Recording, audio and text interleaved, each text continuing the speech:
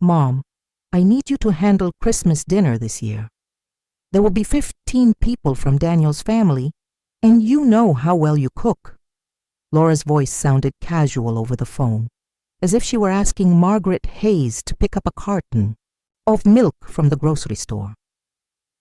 Margaret, 72 years old, felt the world pause for a moment as she processed her daughter's words. 72 years of life, 45 years of marriage, 30 years a widow, and now this. 15 people, Laura. And why do I have to take care of everything? Margaret asked, gripping the phone until her knuckles turned white. On the other end of the line, she heard Laura sigh impatiently, like a spoiled child throwing a tantrum. "Oh, Mom, because you have free time. We work all day. Besides, Daniel's house is too small to host his entire family. Yours is perfect. It has that big dining room and spacious kitchen. And let's be honest, no one cooks turkey like you do." Margaret closed her eyes and leaned against her kitchen wall, the same wall she had leaned on thousands of times before, after preparing countless meals for Laura when she was little, after waiting up when Laura came home late from teenage parties, after crying silently the night of her husband's funeral. It was as if her daughter had completely forgotten who was the mother and who was the child. "Laura, sweetheart, I'm not a domestic worker, I'm your mother." "Please, Mom, don't be dramatic. It's just a family dinner. You can buy everything, and I'll give you the money afterward." Daniel already spoke to his mom, Linda, and she's bringing the desserts. You just need to take care of the main course, side dishes, appetizers, and of course clean the house before and after. You know, the usual. Margaret felt a bitter laugh rise in her throat. When had it become usual for her to be the servant of her own family? When had she silently accepted being treated as if her time, her energy, her dignity were worth nothing? And Mom, one more thing. Daniel's family is a bit particular about food. Nothing too spicy. Aunt Claire can't eat gluten. Cousin Michael is vegetarian. And Daniel's grandmother only eats very well done meat. Oh, and we need red wine, but not too expensive. It adds up quickly, you know. Margaret remained silent, each word from her daughter landing like a slap. It wasn't just Christmas dinner. It was a lifetime of small humiliations, piled up like raindrops until they became a storm. 15 people, 15 demanding strangers, spoken about as casually as if preparing food for them were as simple as boiling water for tea. "And what will you be doing, Laura, while I'm cooking for your husband's entire family?" "Oh, Mom, I'll be there helping, of course. I don't know. I'll set the table and serve drinks. Daniel will be busy taking care of his family. You know how these gatherings are." Margaret felt something break inside her chest. It wasn't her heart. It was something deeper. Her patience. Her endless willingness to say yes. Her need to be the perfect mother who never caused problems. For 72 years, she had been the woman who solved everything, who adapted to everything, who smiled even when her own world was falling apart. "Laura, I have a question for you. When was the last time Daniel and his family invited me to anything? When was the last time they treated me like the grandmother of their future children and not just the free domestic worker?" "Mom, don't start that. They appreciate you very much. It's just, well, you know how Daniel is with his things. He's shy." Shy. Daniel, who had never been shy about borrowing money when his car broke down. Daniel, who had never been shy about letting Margaret pay for dinner when the four of them went out together. Daniel, who had never been shy about using her home as a free hotel whenever his parents came to visit from out of town. "All right, Laura, I understand perfectly." Margaret's voice had changed. It no longer carried the tone of the endlessly accommodating mother. It sounded cold, calculated, different. Laura seemed to notice because her tone immediately grew sweeter, almost sing-song, more manipulative. "That means yes, Mom? You'll take care of everything? I promise it's going to be such a beautiful Christmas, and everyone will remember how amazing you are at cooking." Margaret looked out her kitchen window at the garden she had tended for decades. The roses she planted when Laura was a child. The rusty swing where she had pushed her granddaughter who now lived in another city and barely called. Her whole world had shrunk, reduced to being useful for others. "Laura, my love, I have news for you. Your husband and his relatives are coming for Christmas." "Perfect," Margaret continued. "Then I'm going on a trip, and you can take care of everyone, because I'm not a babysitter, much less an employee." The silence on the other end of the line was deafening. Margaret could almost hear her daughter's panicked thoughts. She pictured Laura's pale face, her eyes wide with horror at the idea of having to organize dinner for 15 demanding people herself. "What? Mom, you can't be serious. A trip? Where? With whom?" "Mom, this is ridiculous. Everything is already planned. Everything is planned by you, Laura, without asking me if I wanted to be part of those plans." With trembling hands, Margaret hung up the phone and stared at the receiver as if it were a foreign object. For the first time in decades, she had said no. For the first time in her life, she had set boundaries. And the feeling was as terrifying as it was liberating. She walked slowly into her living room, where photographs of a lifetime looked back at her from the shelves. There was Laura at 5 years old, in her pink polka-dot dress, smiling toothlessly in the garden. There was her late husband, Thomas, handsome and young in his military uniform, before life struck them with bills, illnesses, and disappointments. There were photos of Laura's first Christmases when Margaret truly believed that being a mother was all she needed to be happy. When had all this begun? When had she stopped being Margaret, the woman with her own dreams and desires, and become simply Laura's mom? She remembered the day Thomas died, 30 years ago. Laura was barely 15, and Margaret had promised herself that she would be both father and mother, that her daughter would never lack anything. She kept that promise. She worked double shifts at the factory until her hands grew rough and her shoulders stooped. She sold her wedding jewelry to pay for Laura's college. She gave up the chance of falling in love again because Laura needed stability. She swallowed her loneliness for 30 years, all because her daughter was the most important thing. When Laura married Daniel 5 years ago, Margaret thought she might finally live a little for herself, that her daughter, now an adult, settled and independent, would no longer lean so heavily on her. How naive she had been. The first favor came just 2 months after the wedding. "Mom, can you lend us $2,000 for the down payment on Daniel's car? We'll pay you back next month." That month never came, but more favors did. "Mom, can you watch the house while we're on our late honeymoon in Cancun? Mom, can you host Daniel's parents when they visit? Our house is too small." And Margaret always said yes, always smiled, always made herself available. She walked to her bedroom and opened the nightstand drawer where she kept her most important documents. Inside lay a notebook filled with her meticulous records of family expenses. She had kept it for years, not out of suspicion, but out of habit. A working woman always knew the value of every cent. The numbers hit her like a punch to the stomach. In the last 5 years, she had spent more than $15,000 on Laura and Daniel. Money taken from her pension, from her lifelong savings, from the little she had set aside for her own medical expenses. Daniel's birthday dinner, $100. Laura's car repair, $800. Christmas shopping for the whole family, $950. Flights for Laura and Daniel to visit his parents, $600. Laura's rent when Daniel lost his job, $900 for She cried out of rage. Rage that she had ignored her own needs. Rage that she had allowed herself to become everyone else's solution, while her roof leaked for 2 years because she always prioritized Laura's emergencies. Margaret sat on the edge of her bed, and for the first time in years allowed herself to weep. Not from sadness, from fury.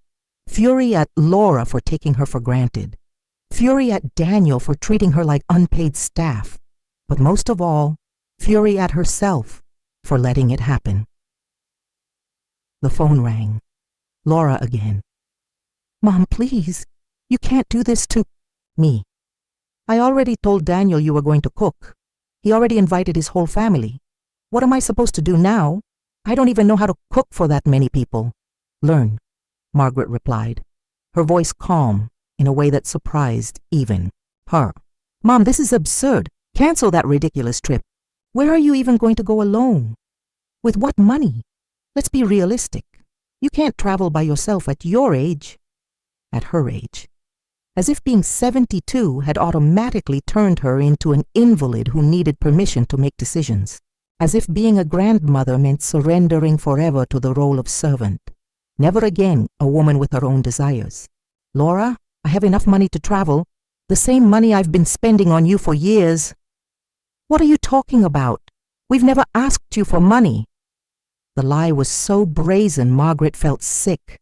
Had Laura truly forgotten all the loans she never repaid? Or had she decided they didn't count because they came from her mother? Laura, I have every receipt. Every cent I've spent on you for the past 5 years is documented. Silence. Then Laura's voice, smaller, uncertain. Mom, that's different. We're family. Families help each other. You're right. Sweetheart, families do help each other. But when was the last time you helped me? Silence again. Margaret knew her daughter was scrambling through her memory, trying to find some example of generosity she had shown her mother. There was nothing to find. I'm always here for you, Mom. I always call you. You call me when you need something. There's a difference, Laura stammered. The truth hung between them, sharp as glass. Margaret rose and walked to the window, staring out at the street she had lived on for 40 years. The street where she raised Laura, where she mourned Thomas's death, where she grew old waiting for someone to treat her with respect. Tomorrow I'm going to the travel agency, she said, finally. And you'll have to figure things out on your own. That night, Margaret couldn't sleep. She lay awake, staring at the ceiling, listening to the house she knew as well as her own heartbeat. The hum of the old refrigerator, the steady drip of the bathroom faucet she'd never fixed, because there was always something more urgent to pay for, the groan of the wooden beams settling with age. At 3 a.m, she rose and went to the kitchen. She brewed a cup of chamomile tea, the same kind she used to make Laura when she was little and had nightmares. How ironic, she thought, that now it was she who was haunted. But her nightmares weren't imaginary. They had names. They were called ingratitude, emotional abuse, the unbearable weight of realizing she had wasted 30 years being the person everyone needed, but no one valued. She sat at the kitchen table with her steaming cup, and memories began to surface. Not the sweet ones she'd replayed for years, but the painful ones she had buried too deep. She remembered the first time Laura made her feel small. It was 3 years ago, at her neighbor's baby shower. Laura had arrived late, as usual, and when someone complimented how elegant Margaret looked in her new dress, Laura laughed and said, "Oh yes, Mom bought new clothes. I hope she didn't spend too much. You know how old people are with money." Tang, people. As if being old meant being irresponsible. As if her 72 years of working and managing every cent meant nothing compared to Laura's 28 years of drifting from favor to favor. She remembered the day Daniel first ate at her house, back when he had just started dating Laura. Margaret had cooked for hours. Chicken in green sauce, saffron rice, refried beans, handmade tortillas, 3 different kinds of salsa. Daniel had eaten without looking up from his plate, without a thank you, without even a simple, "This is delicious." At the end, he burped loudly and muttered, "It's all right, but my mom Linda puts more chili in hers." Laura had laughed. Her own daughter had laughed at an insult directed at her mother. Margaret remembered all the Christmases when she had cooked for 10, 12, sometimes 15 people from Daniel's family, while they sat in her living room watching television and criticizing everything. The house was too cold, the music too loud, the decorations too simple, and Laura never defended her. Never. She remembered the day she had to go to the emergency room after cutting her hand deeply while cooking for Daniel's birthday. Laura arrived at the hospital 2 hours later, not because she had been busy, but because she had been at the beauty salon. "Oh, Mom, was all that drama necessary?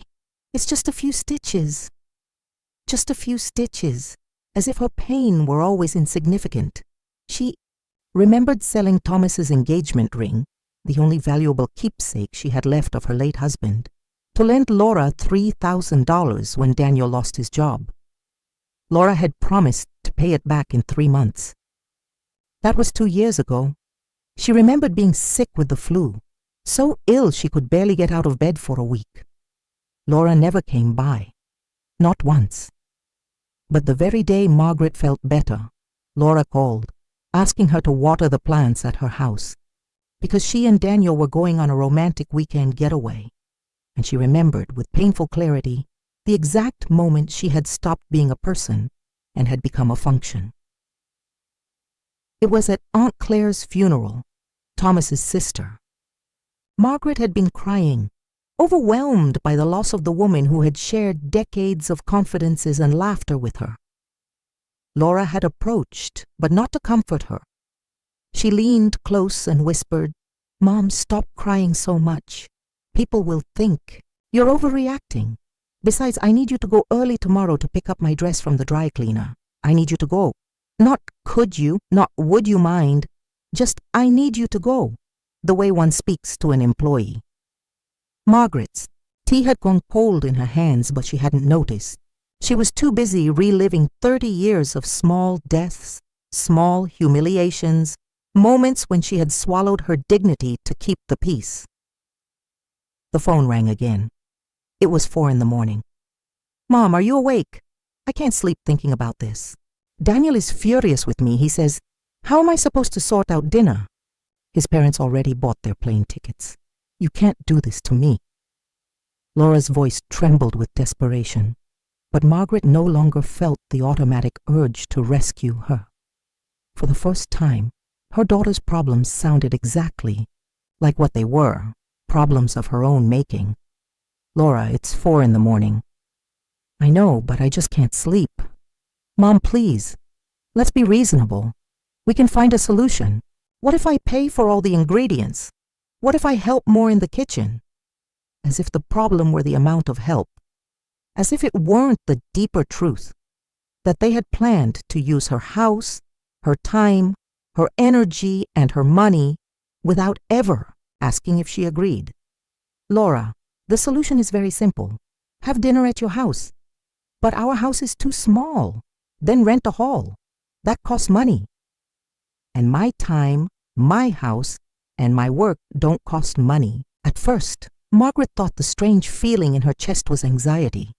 But after a few minutes, she realized it was something she hadn't felt in decades. Freedom. For the first time in 30 years, she didn't have to wonder what Laura needed, what problems she had to solve, or what sacrifice she had to make. She dressed carefully, choosing her favorite cream blouse, the one Laura always criticized, saying it made her look too old. She combed her hair in front of the mirror, and for the first time in years, truly looked at herself, not to search for wrinkles or gray hairs to conceal, but to recognize herself. There stood Margaret Hayes, 72 years old, widow, mother, but above all, a woman. She walked toward downtown with firm, steady steps. Every block she covered felt like a declaration of independence. The travel agency sat on Main Street, between the pharmacy where she bought her medication and the bakery, where she had purchased bread nearly every day for 40 years. "Good morning, Mom. How can I help you?" The young woman behind the counter had a genuine smile, not the polite, forced smile Margaret had grown used to from people who saw her only as someone's grandmother. I want to take a trip for Christmas, Margaret said. How wonderful. Do you have a destination in mind? Will you be traveling with family? I'm traveling alone, and I want to go as far away from here as possible. The agent, whose badge read Emily Miller, showed no trace of surprise or pity. She simply opened her computer and began searching. We have beautiful packages for solo travelers. Do you prefer beaches, mountains, or historic cities? Margaret looked at the photographs Emily showed her. White sand beaches in Cancun, snowy, mountains in Switzerland, cobblestone streets in Spain. For years, she had only seen such places in glossy magazines while sitting in doctors' waiting rooms, believing they were dreams reserved for other people who deserved to be happy. How much would you like to spend? Emily asked gently. Margaret thought of the $15,000 she had documented in her notebook. $15,000 she had given away without hesitation, without repayment, believing love could be bought with sacrifice. I have $5,000, she said. As she spoke, she realized it was the first time in years she had talked about her money, not the money she had to save for Laura's emergencies. Emily's smile widened. With $5,000, we can plan something incredible. How about a tour of Spain and Italy? 3 weeks visiting Madrid, Barcelona, Rome, Florence. Hotels with history, meals included, guides who speak English. It's perfect for someone who wants to rediscover herself. Rediscover herself. The words rang inside Margaret like a bell. When was the last time she had done something just to rediscover herself? I'm interested, Margaret said. When would it depart? We have a departure on December 20th. You'd return January 10th. Exactly during Christmas. Exactly when Laura expected her to be cooking for 15 strangers in her own house.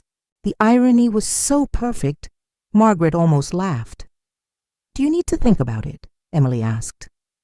No, Margaret replied without hesitation. I want to book that trip right now. As Emily prepared the documents, Margaret felt a wild mixture of terror and euphoria. It was the most impulsive decision she had ever made, and yet the one that made the most sense. For the first time, she was choosing her own happiness over everyone else's expectations. I'll need a copy of your passport and a credit card for the deposit, Emily said. Margaret pulled her passport from her purse. It was still valid. She had secretly renewed it last year with the quiet hope of one day using it. Laura had scoffed when she found out.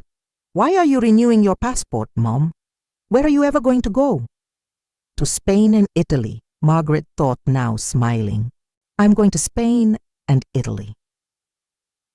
When she walked out of the travel agency with the ticket in her hand, she felt like a different woman. It wasn't just the trip. It was what the trip represented, the decision to finally live for herself. Her phone buzzed with a new message. Mom, Daniel says if you don't cancel that ridiculous trip, he's going to tell his whole family you're selfish and ruined Christmas. Is that what you want? Margaret read the message twice. The first time, her old instinct of panic and guilt tried to rise. The second time, a new cold clarity settled in. Daniel, the man who had never worked more than 6 months in a row. The man who had lived in her house for 3 months without paying rent. The man who ate her food, used her electricity, her water, her internet, and now had the audacity to call her selfish. She typed a clear reply. Tell Daniel he can say whatever he wants. I'll be in Europe, so I won't hear him. The response came, almost instantly. Europe, Anne, are you crazy? With what money? With my money, Margaret wrote back.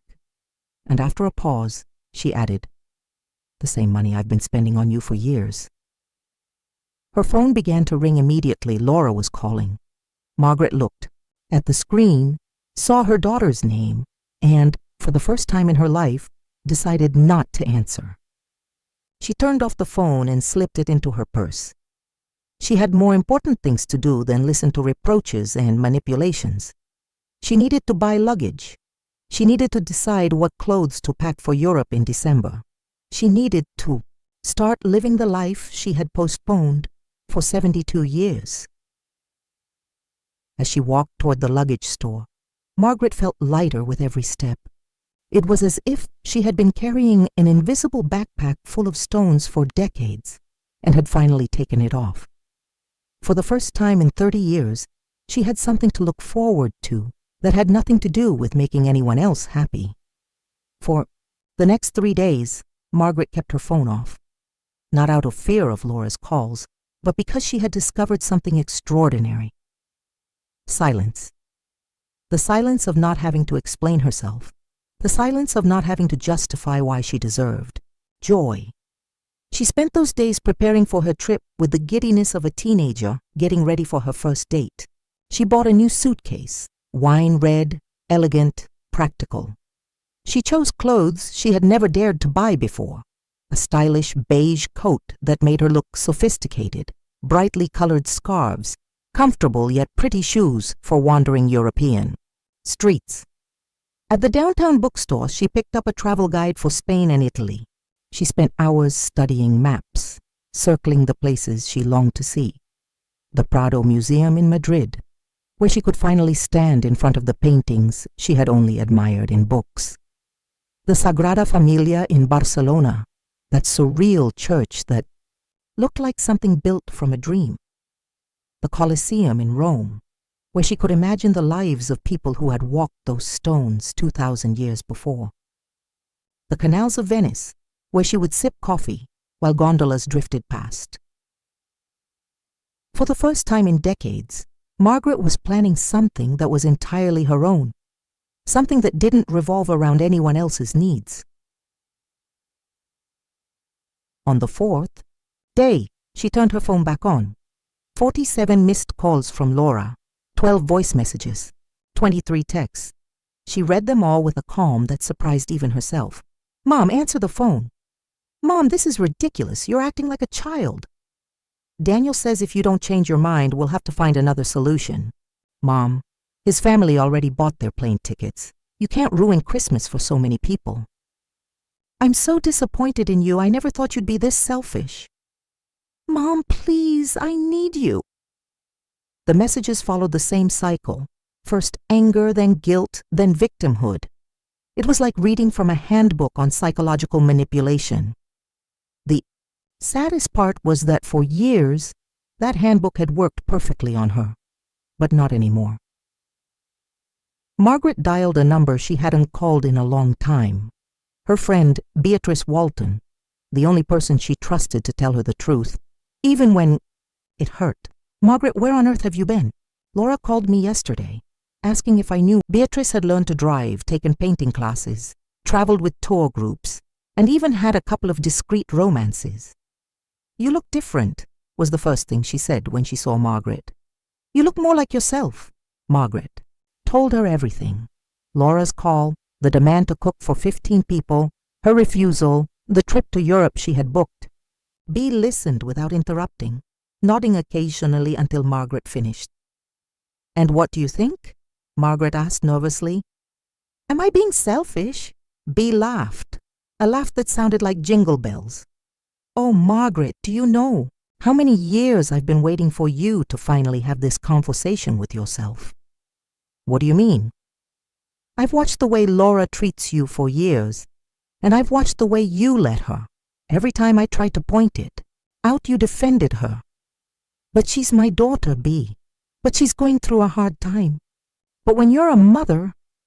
Sound familiar? Margaret felt her cheeks burn. Yes, too familiar. She had used those same excuses for decades to justify the unjustifiable. "Bea, do you think I'm a bad mother for going away at Christmas?" "I think you're a woman who is finally learning the difference between being a good mother and being a useful mother. A good mother teaches her children to be independent, responsible, grateful. A useful mother does everything for her children until they forget how to do anything for themselves." Bea's words fell like raindrops on parched earth. Margaret realized she had been a useful mother, not a good one. She had solved Laura's problems until her daughter had lost the ability to solve her own. She had given so much unconditional love that Laura had learned to take it for granted. But isn't a mother supposed to always be there for her children? Margaret, Laura is 33. She isn't a child.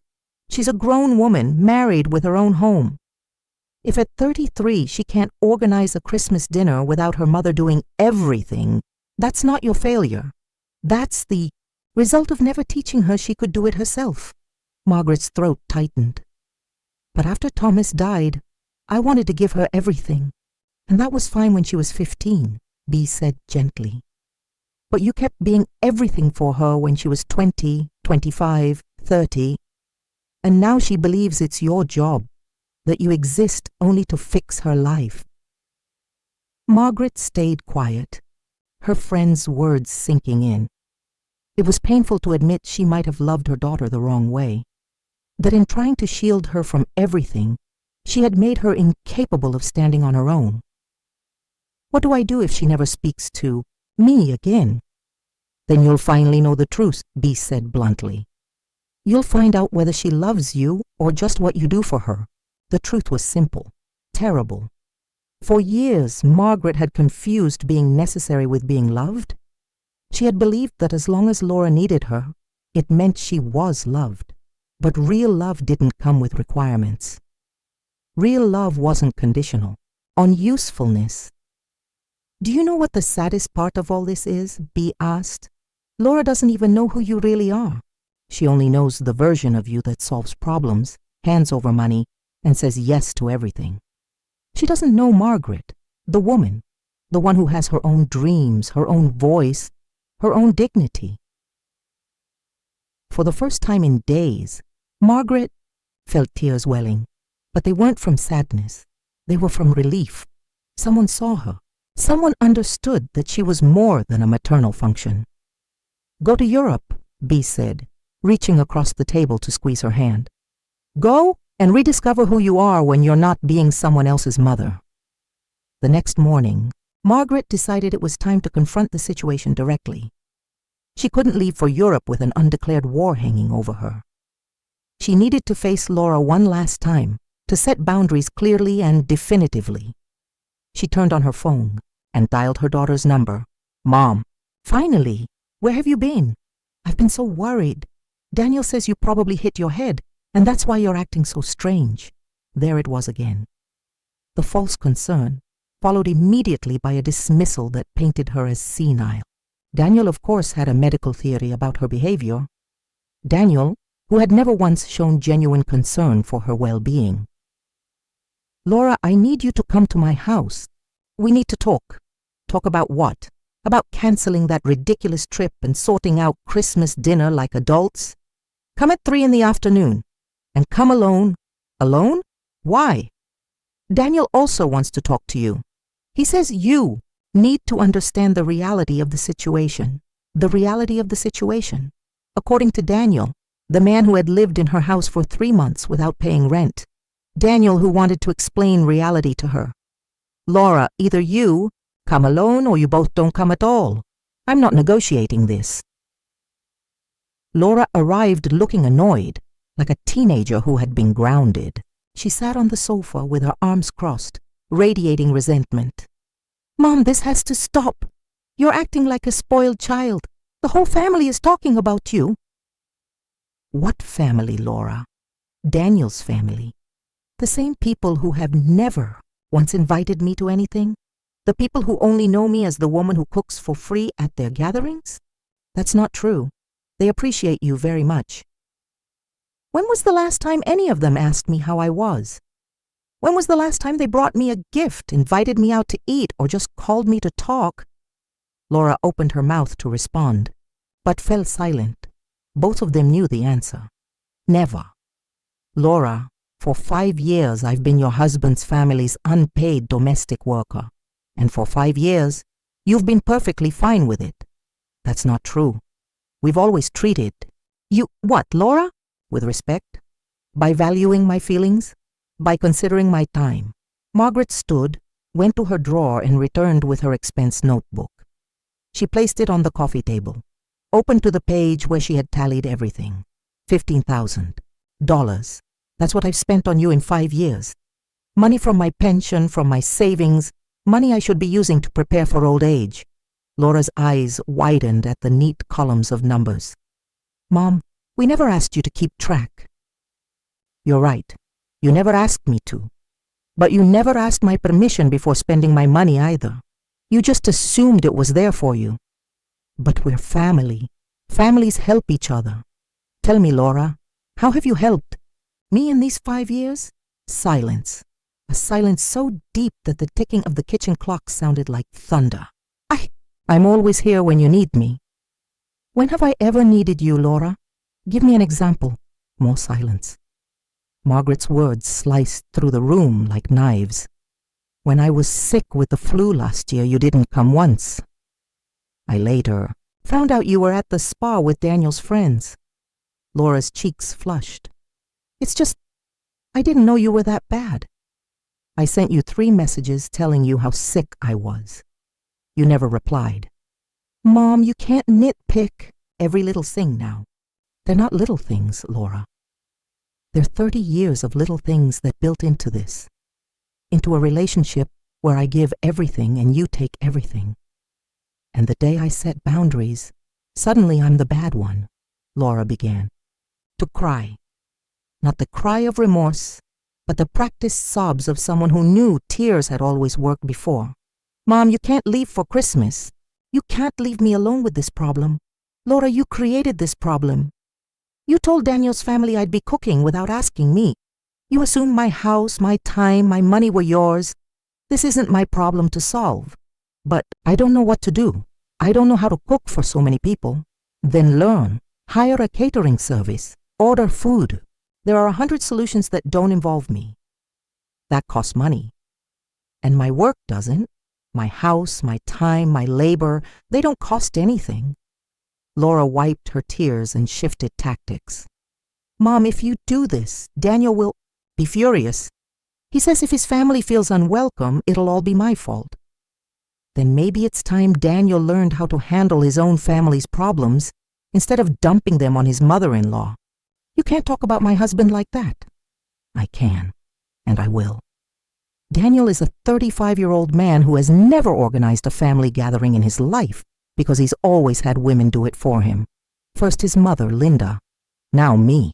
When is he going to grow up? Laura shot to her feet, her face. You're jealous because I'm not just yours anymore. You're jealous of Daniel. The accusation was so absurd that Margaret almost laughed. Laura, I'm not jealous of Daniel. I'm tired of being his free domestic worker. You know... What, Mom? Fine. Go on your stupid trip. We'll sort this out without you. And when you come back and feel lonely, don't come crying to me. Thank you, Margaret said simply. Laura stormed out, slamming the door so hard the entire house shook. Margaret stood in the middle of her living room, breathing deeply. For the first time in 30 years, she had spoken exactly what she felt, and the world hadn't ended. The following days passed in a strange, almost serene calm. Margaret kept waiting for the guilt to come. She expected doubts, remorse, that nagging inner voice telling her she had been too harsh with Laura. But it never came. Instead, she felt something she hadn't experienced in decades. Peace. She woke each morning without the anxiety of wondering what problem of Laura's she would have to solve that day. She ate breakfast in silence, reading the newspaper cover to cover, something she hadn't done in years because there had always been a family emergency waiting. She took long, unhurried walks in the park, noticing details she had ignored for years. Autumn leaves in fiery colors, elderly couples feeding the ducks, children running free with the kind of joy she had forgotten existed. One afternoon, while folding clothes for her trip, the doorbell rang. For a moment she thought it might be Laura, perhaps to apologize, perhaps for one last manipulative attempt. But when she opened the door, she found Brenda, Daniel's mother. Brenda, 68, elegant and reserved, had always treated Margaret with a distant courtesy. In 5 years of knowing her, They had never exchanged more than a few polite minutes of conversation. "Margaret, forgive me for coming unannounced, but we need to talk." "Of course, Brenda, come in." Brenda sat stiffly on the sofa, her posture betraying that she had come for an unpleasant duty. "Margaret, Laura told me about your decision to travel for Christmas. I understand wanting to see the world, but don't you think the timing is inappropriate? We already have everything planned. My family has already bought their tickets." Margaret studied her face. There was no malice in Brenda's tone, but there was the automatic assumption that other people's plans outweighed her own. "Brenda, may I ask you something?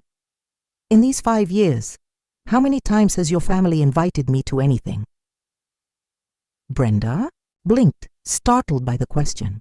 "Well, we've always appreciated you opening your home for gatherings." "That's not what I asked. I asked how many times you've invited me. To your home, to a restaurant, to a celebration where I was the guest and not the hostess." The silence stretched. Brenda looked down at her hands, uncomfortable. "Margaret, we always thought you enjoyed being the hostess. You're such a good cook, and your house is so welcoming. Brenda, for 5 years I've cooked for your family. Christmas, birthdays, anniversaries, every so-called special occasion. I've spent thousands of dollars on food, decorations, gifts. I've cleaned before and after. I've washed mountains of dishes. And in 5 years, not once has anyone in your family genuinely thanked me.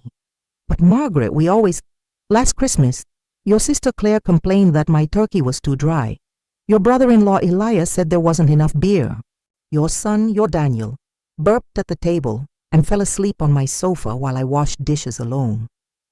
"Is that what you call appreciation?" Brenda flushed. She knew every word was true, but clearly she had never thought about it from the perspective of the woman doing all the work. "Margaret, I hadn't realized."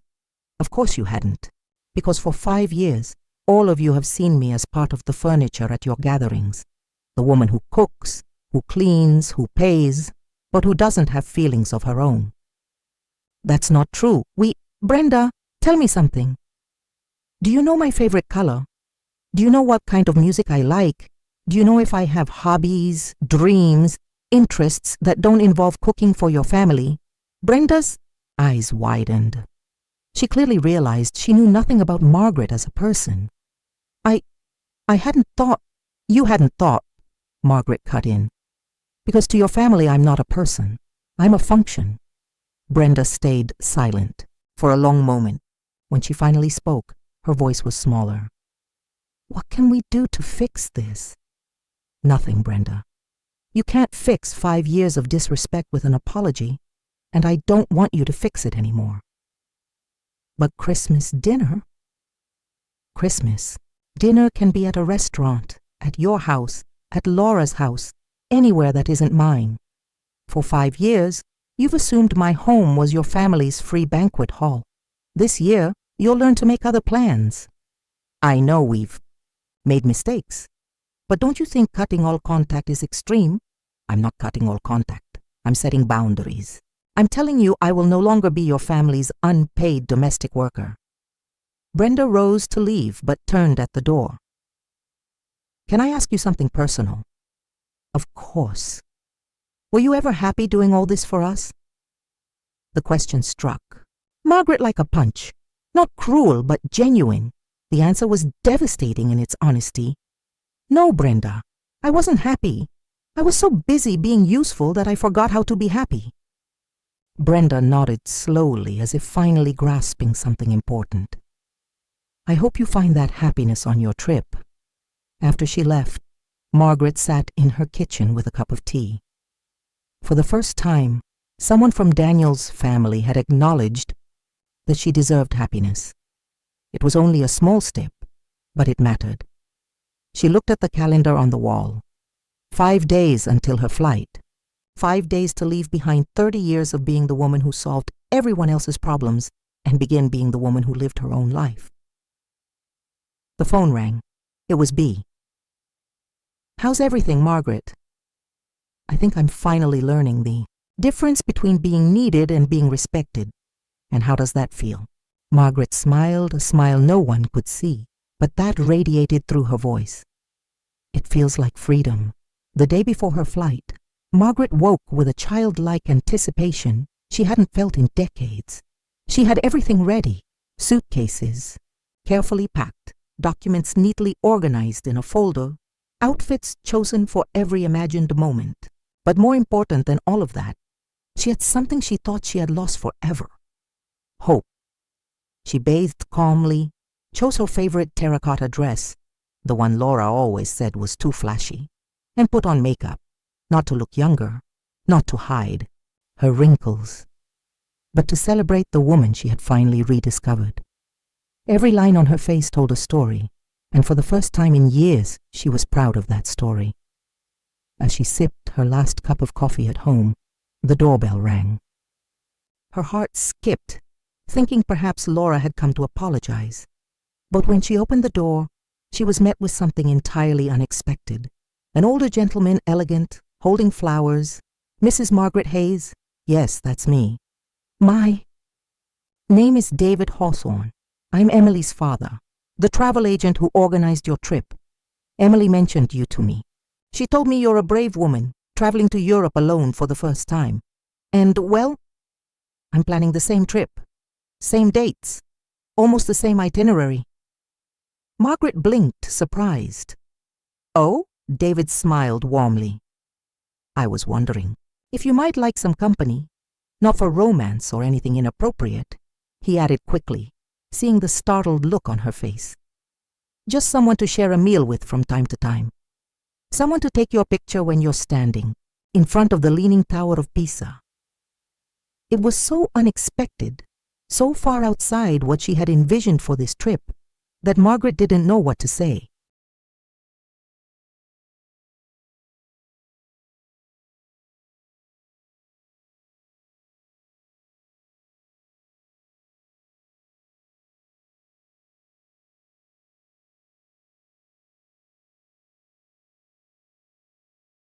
For months, Margaret had imagined this trip as her declaration of independence, her chosen solitude. But now here was this man, David, offering something she hadn't considered: company without obligations. "I don't know what to say," she admitted. "I wasn't expecting this." "Emily showed me your picture when you visited the agency," David said quickly. "Not to invade your privacy, but because I had told her I hoped to meet interesting people on the trip. She said you had a smile that carried strength and sadness at the same time. That description intrigued me." Margaret truly looked at him for the first time. He was probably 75, with neatly combed silver hair, kind eyes behind elegant glasses, and a posture that spoke of dignity without arrogance. He wore a brown wool sweater and pressed trousers. He wasn't handsome in the traditional sense, but there was something about him that radiated calm and respect. "Can I ask," she said softly, "why you're traveling alone?" "My wife died 2 years ago. Cancer. During her last year, I promised her that if she left before me, I wouldn't stay home drowning in grief. I promised her I'd travel, that I'd see the world, that I'd live for both of us." His voice softened. "This is my first big trip without her." Margaret felt an immediate connection. Both of them were fleeing versions of themselves. They no longer wanted to be. Both were searching for rediscovery in faraway places. "And what do you hope to find in Europe?" she asked. David smiled. "I hope to find the man I was before I became only Maria's husband. I hope to remember what I liked, apart from caring for someone else." The words struck her like church bells. It was exactly what she had been feeling, but hadn't known how to express. "David, I need to be honest. This trip is important to me. It's the first time in 30 years I'm doing something entirely for myself. I don't want to risk compromising it with romantic expectations." "Oh, Mrs. Hayes," he interrupted gently. "I don't want complications either. I only want the chance to share a good conversation now and then, or to have someone tell me if I've got food in my teeth after eating pasta in Rome." Margaret laughed, an unguarded, genuine laugh that startled her. It had been so long since she had laughed like that, without worrying how it sounded or if it was appropriate. You. Know what, David? I think I'd like that company. Seriously, but with one condition. Tell me. Each of us pays our own way. No old-fashioned chivalry where the man feels obliged to cover everything. I have my own money, and I intend to use it. David's smile broadened. Mrs. Hayes, I believe we're going to get along very well. He handed her the flowers, white and yellow daisies, simple and beautiful, then gave her his card with his phone number and hotel details in Madrid. After he left, Margaret stood holding the flowers, feeling almost like a teenager. Not because David was suddenly a romantic interest, it was too soon for that, but because, for the first time in decades, someone had seen her as more than a useful mother or an available grandmother. Someone had seen her as an interesting woman. She placed the daisies in a vase on her kitchen table. Tomorrow, she would be on a plane to Madrid. And for the first time in years, she didn't know exactly what to expect. That uncertainty, which once would have terrified her, now thrilled her. The phone rang. It was Laura. Mom, your flight is tomorrow, right? Yes, tomorrow. There was a long pause. Mom, I don't want you to leave angry with me. I'm not leaving angry, Laura. I'm leaving free. Can we talk when you get back? We can talk when you're ready to truly listen. Another pause, then softer. I love you, Mom. I love you too, Laura. But I'm no longer going to confuse love with unlimited availability. After hanging up, Margaret prepared her last dinner at home before the trip. Nothing elaborate, just a simple soup and salad. She ate slowly, savoring each bite, aware that tomorrow she would be dining in Madrid.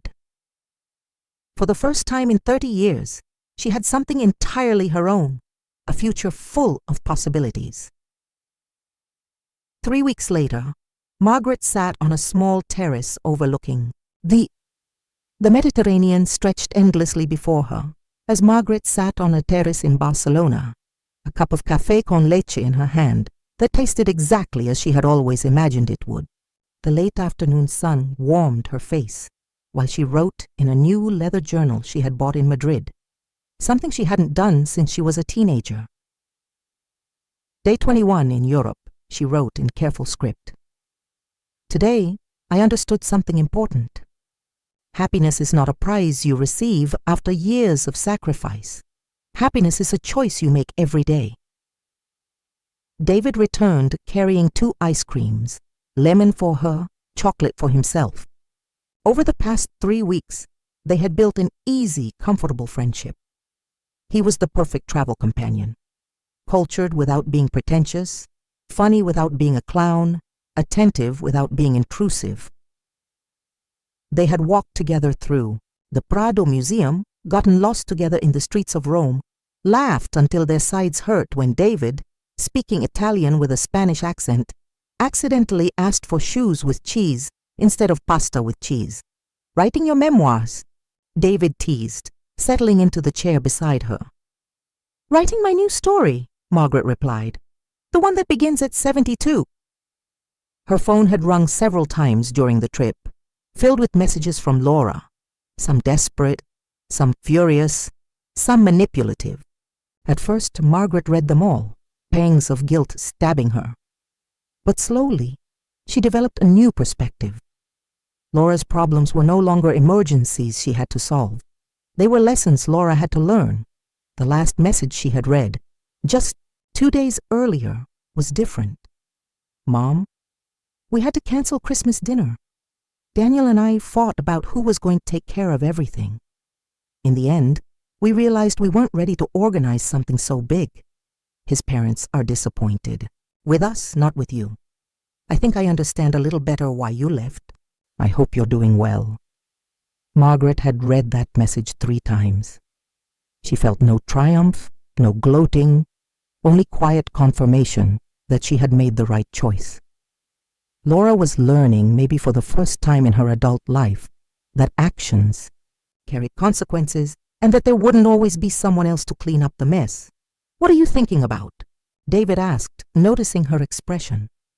"That for 70 years I believed my worth depended on how useful I was to others. I believed love had to be earned by being indispensable. And now? Now I know that true love doesn't need to be earned. It either exists or it doesn't. People who truly love you don't disappear when you stop being useful." David nodded. During their trip, they had shared many late-night conversations about identity, loss, and rediscovery. He told her how he had lost himself while caring for Maria, how being the perfect husband had slowly erased the man he once was. Margaret told him about her 30 years of being the perfect mother, and how that perfection had rendered her invisible as a person. "Do you know what's the strangest part?" Margaret said. "In this entire trip, I haven't cooked a single meal for anyone else, and I don't miss it. I thought I would, but I don't." "What do you miss?" David asked. "I miss the version of myself I knew before I became only a role, a maternal function. The woman who read books for pleasure, who had opinions about films, who dreamed of traveling. That woman was asleep for 30 years, but she wasn't dead." The sun began to set over the Mediterranean, painting the sky in colors that had no name. Tomorrow would be her last day in Europe before returning home. But for the first time, home didn't sound like a prison. It sounded like a place where she could continue being the woman she had rediscovered here. "David, can I confess? Something, of course.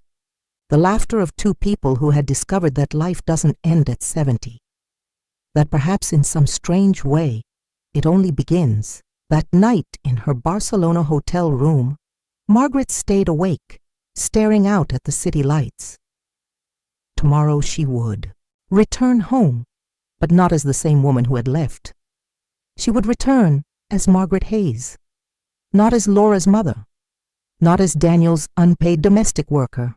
She would return as a woman who had learned that saying no wasn't selfishness. It was survival. Her phone vibrated with a message from B.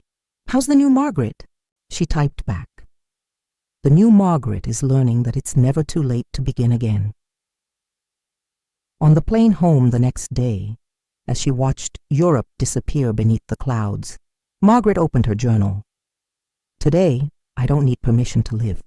Today, I know respect is not begged for, it is claimed. Today I understand that freedom is not doing what you want, but refusing to do what you don't want. And tomorrow, when I land, I will begin the rest of my life." She closed the journal and leaned back in her seat. For the first time in 72 years, the future belonged entirely to her. It wasn't revenge, it was liberation, and it felt exactly like flying. 6 months later, Margaret sat in her new art studio, her hands stained with acrylic paint, her heart lighter than it had been in decades.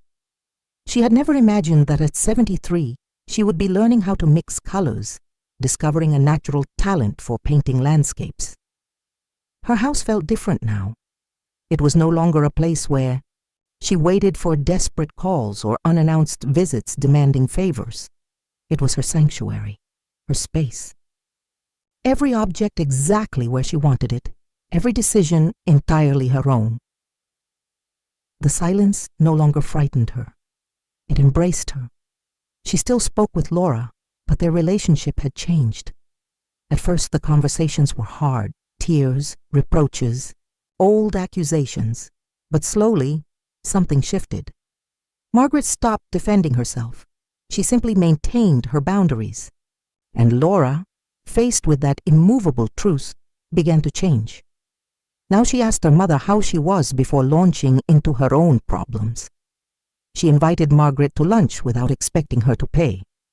Small gestures, yes, but significant ones. As B. For Daniel, he was still Daniel, but he was no longer Margaret's problem. Laura was slowly learning that her husband's problems were his to carry, not his mother-in-law's. It was a costly lesson for her, but a necessary one.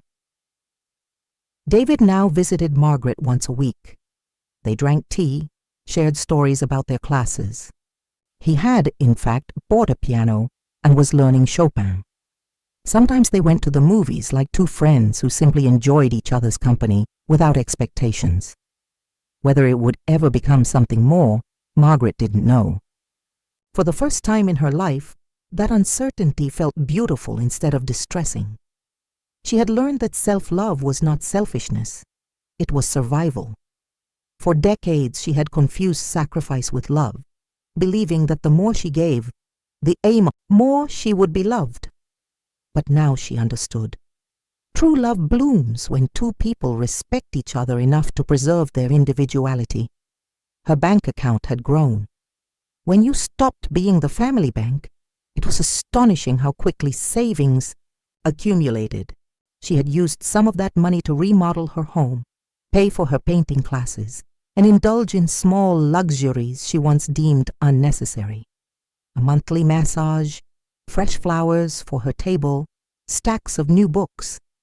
Everyday pleasures that made life feel like a celebration, the most surprising discovery of all. She had never been invisible. She had simply stopped seeing herself. When she began to value herself, others did too. Neighbors greeted her differently. The butcher asked about her paintings. The librarian set aside art books for her. She had learned that setting boundaries didn't destroy relationships.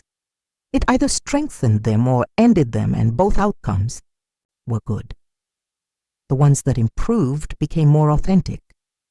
The ones that ended had never truly been worth keeping. Some days, sadness still washed over her. Grief for the years lost, for the woman she had been, believing she was indispensable when she had only been interchangeable. But that sadness no longer paralyzed her. She accepted it, acknowledged it, and let it go. The past taught me. The present belongs to me. I look at my hands as I write this. Hands that once cooked thousands of meals for people who took them for granted.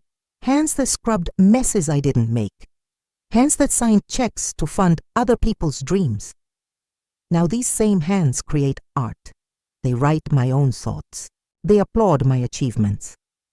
The woman who boarded that plane to Madrid was a forgotten shadow, a retired domestic worker who had lost her own name. The woman who returned is Margaret Hayes, artist, traveler, friend, a complete woman who doesn't need anyone's approval to validate her existence.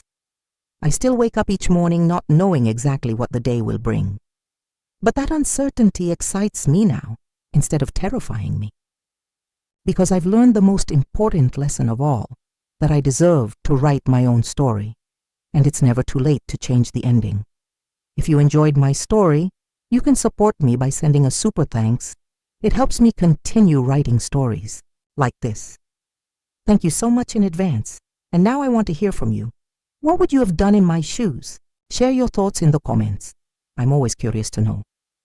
Oh, and let me know where you're listening from. If you'd like to hear more life stories like this one, don't forget to like the video and subscribe to the channel. There are many more waiting for you. Big hugs, and see you next time.